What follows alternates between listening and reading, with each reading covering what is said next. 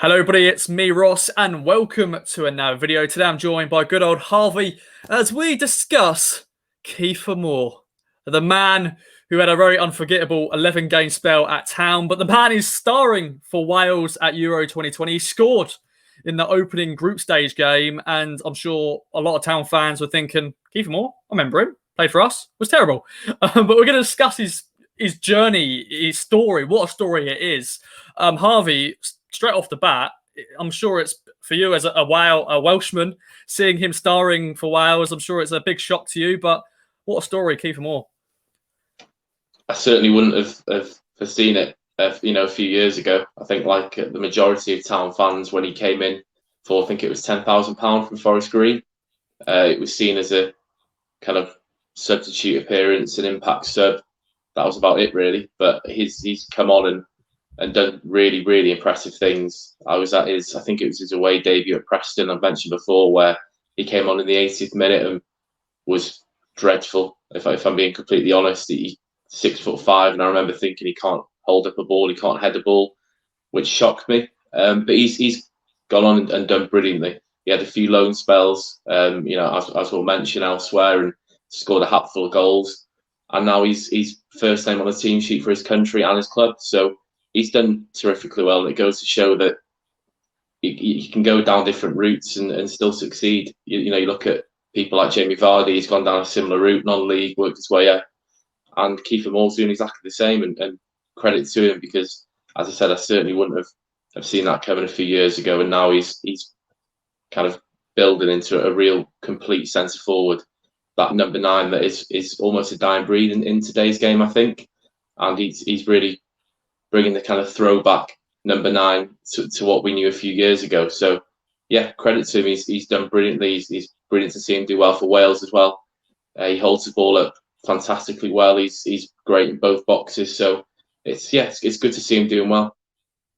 Yeah, let's go and look at his backstory then. You mentioned, he signed for 10k from Forest Green Rovers. He had a very strange non-league route, playing for, non-league teams round where he was born. Of course, he was from Torquay. He also had a spell in Norway with Viking FK, which, great name, as we mentioned off screen.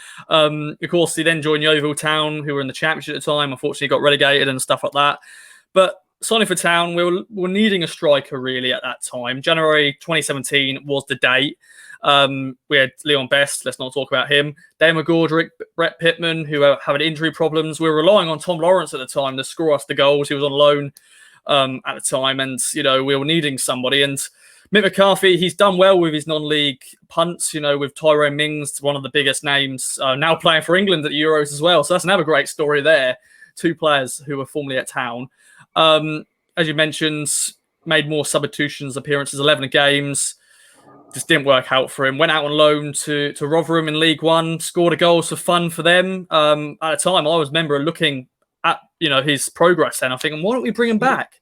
But then, of course, at the time, we signed Martin Waghorn and Joe Garner on permanent deals. So at the time, we probably didn't need a striker.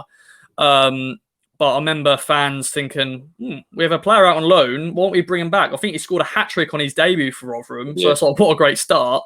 But when he came back, it came back from his loan spell in January 2018, and it seemed his mind was elsewhere, weren't it?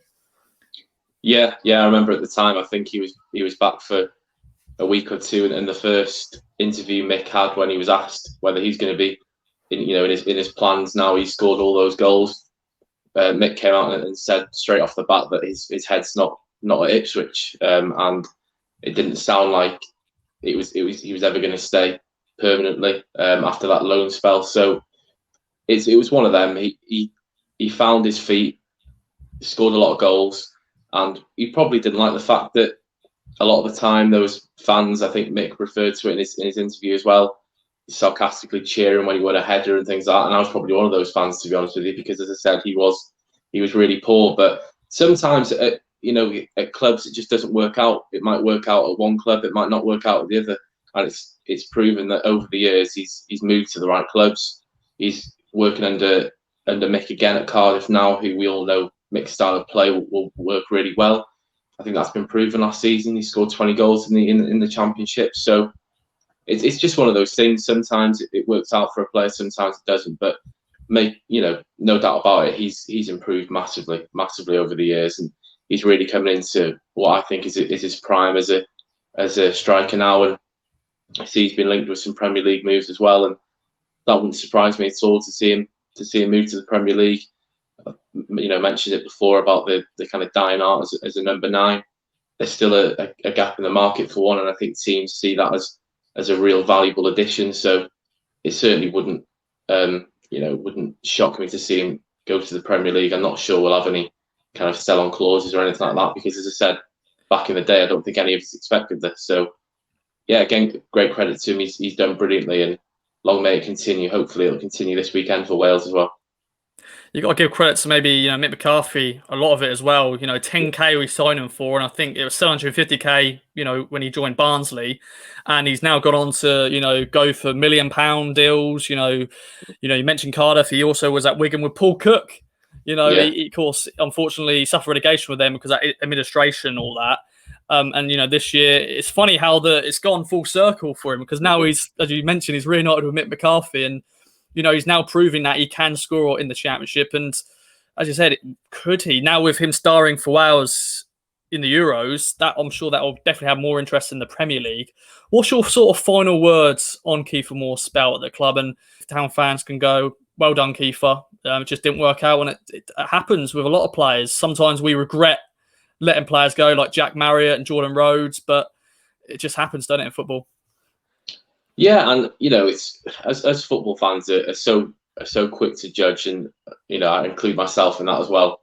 You mentioned his games. Pretty much every one of them were from the bench, and if you look at them, they're kind of the odd 10 minutes here, the odd 15 minutes there. I think Maxi was about 20 minutes off the bench, so it's always going to be difficult to judge someone going off appearances like that. He needed a proper run in the side, and ultimately he didn't get it because he wasn't good enough at the time, which is why he moved on. And he's proven now with the consistent games under his belt, with regular goals, he can be that number 9 that defenders fear, because he not only his goals, but his work rate for the team, his hold up play. Wales played against Italy the other day, as we knew, lost 1-0, but when he came on, he just offers you a different dimension.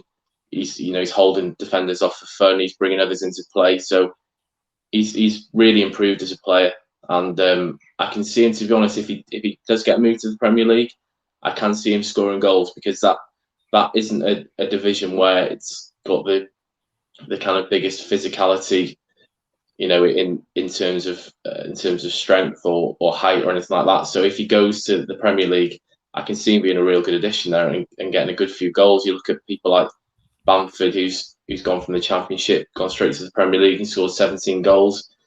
I'm not saying Moore's going to do that, but I think he could certainly be a useful addition to maybe one of the promoted sides going up. Hopefully not Norwich. But yeah, I think he'd be a good signing for anyone.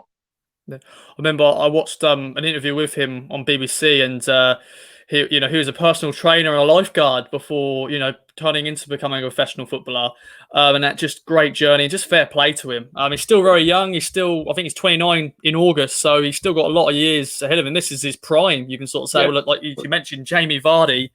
It took him a while for him to get to the Premier League, and he's still scoring the goals.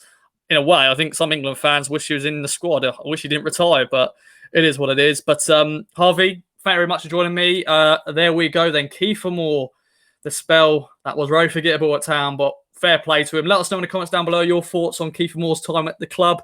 And will we see him playing in the Premier League? We'll wait and see. And best of luck to Wales, Harvey. Hopefully they can do well. Fingers crossed.